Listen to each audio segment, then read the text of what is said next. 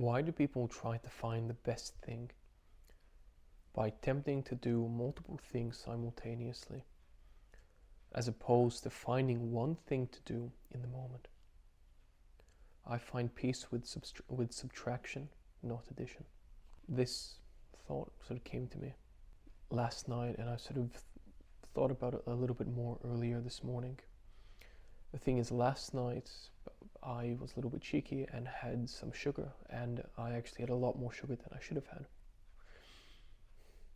And almost immediately I got a sugar rush. And I found that I was continuing to try and leapfrog through things to find the next high and keep that sensation going. What I found though is that as I kept trying to do that, I was feeling more and more unsatisfied the further and further, the longer, the more and the more that I pushed.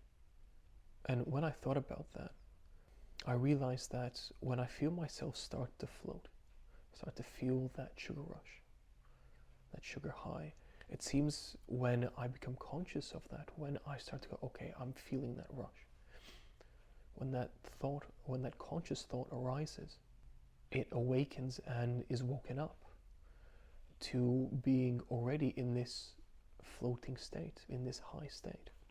And so when it thinks about what it should do from a purely metaphorical standpoint, it tries to continue to keep rising, as that's all it's known, as it's been above the ground, it's been floating as it's awoken and gone, okay, I don't understand my purpose, I don't know what else I'm doing, I'll just keep doing that thing. And that feels satisfying and fulfilling. It knows no better than to keep doing all it knows, as that's all it's known from the first impression. But the higher I float, the lower the oxygen levels become. The higher I float, the higher I elevate into that sensation.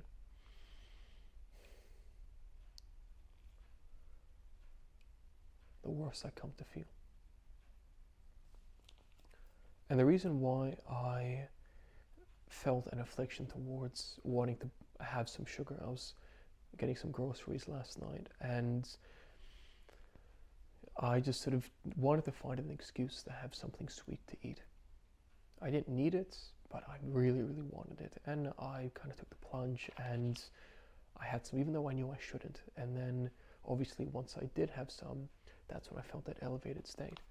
That's when, I'd actually, as smart as I am, I had that sugar right before I started cooking dinner. And so I was cooking dinner, and while I was waiting for it, and I was thinking about what I was going to do while I was eating dinner, and I figured, well, why not try and watch some Netflix and all that. So I remember I put on some Netflix. I was by my computer, put that on, and then I started watching.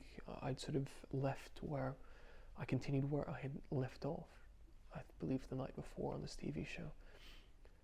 And then I was like, oh no, I'm bored within less than 60 seconds. And I went, okay, I'll go into Disney Plus. Then I was thinking about, oh, well, maybe I should have some more sugar. And I was like, I caught myself and I thought to myself, what am I doing?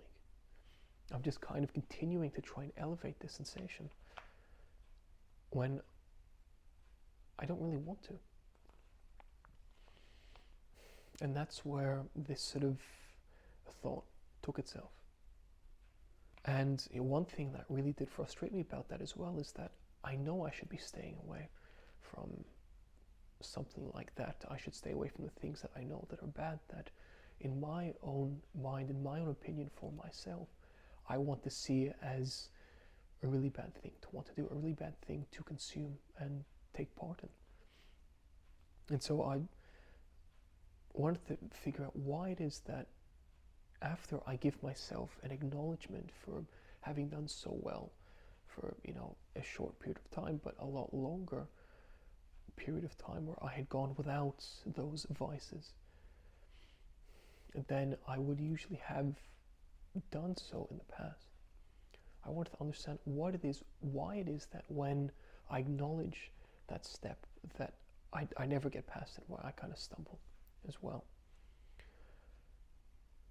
The reason I can never stick to good habits is because of how I end up talking myself down before making true, meaningful progress.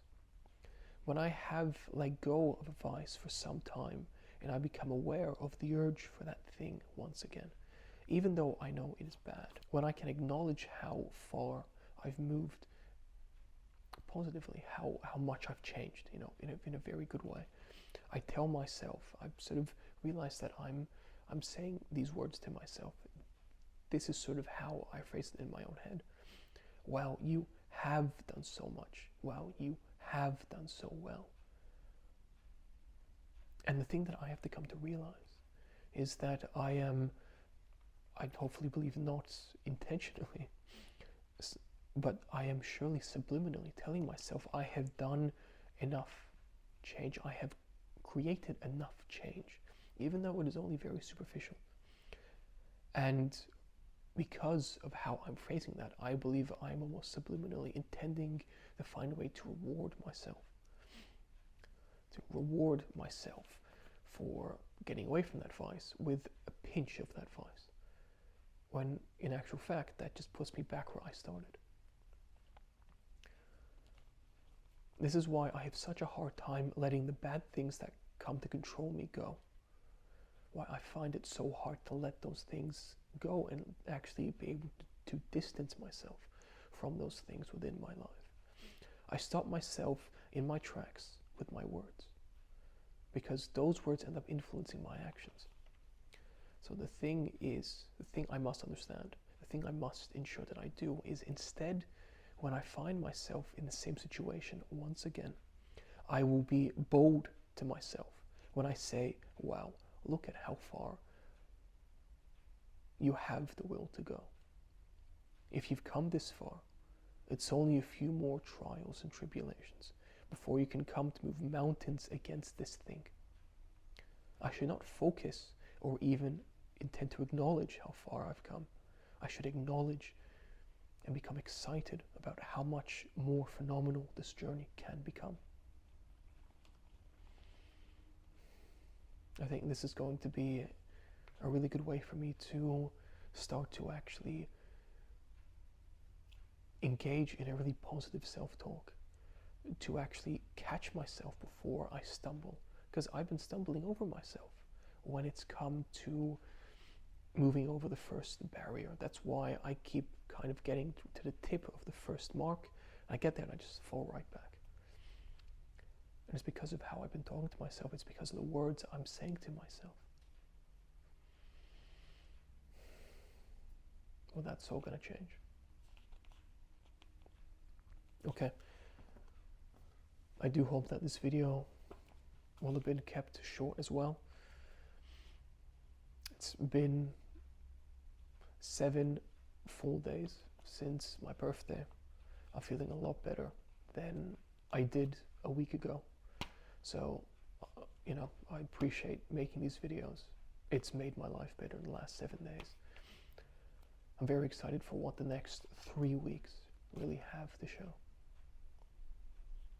So until tomorrow, take care.